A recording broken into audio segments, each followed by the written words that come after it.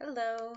I did my second career profile on Social Worker 3.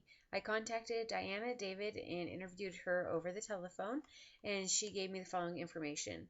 She told me that she worked for the Children's Protective Services in Jackson, California, in Amador County, and that the organization there is pretty small compared to other places like Houston, Texas, where she also worked.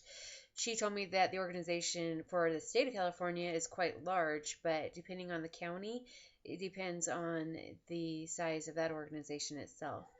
She worked from 8 to 5, and then she was on call.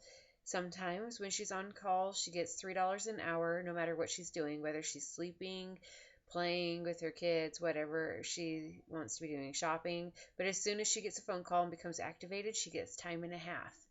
She said that the work is pretty flexible and that you make your own decisions, and as you make those decisions, then you give them to your boss and he approves of them or not.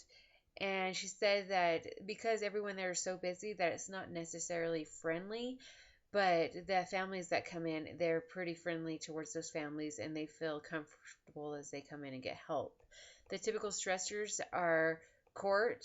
There is time restrictions, especially when you need to put together a whole report. The detention reports are stressful. Sometimes there are hostile parents. Other times you have to judge whether a child and or parents are being honest, and she said that's quite difficult. There is more honesty with young children. She said that usually you can believe what young children have to say because they haven't been desensitized to lying. Then she said the typical benefits are health insurance. That's pretty good. There is sick leave, vacation leave, personal leave. She has a 401k, disability. That may not be through her work. That might be through the state itself. But there's common job tasks, which are getting referrals. Then you determine if a referral should become a case or if it should be dropped. Then you um, then you need to decide whether that referral should or that case should go to court or if it should be informal. Then next you decide whether the child should stay in the home or if they should be removed. If you remove a child, then you start dealing with the foster care.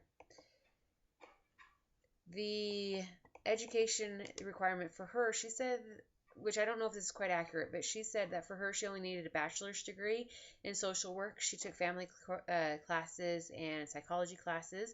Then the other certificates she received were done actually on the job at doing her normal work. She received $20,000 annually for her starting salary, and then by the time that now she gets $24.45 an hour.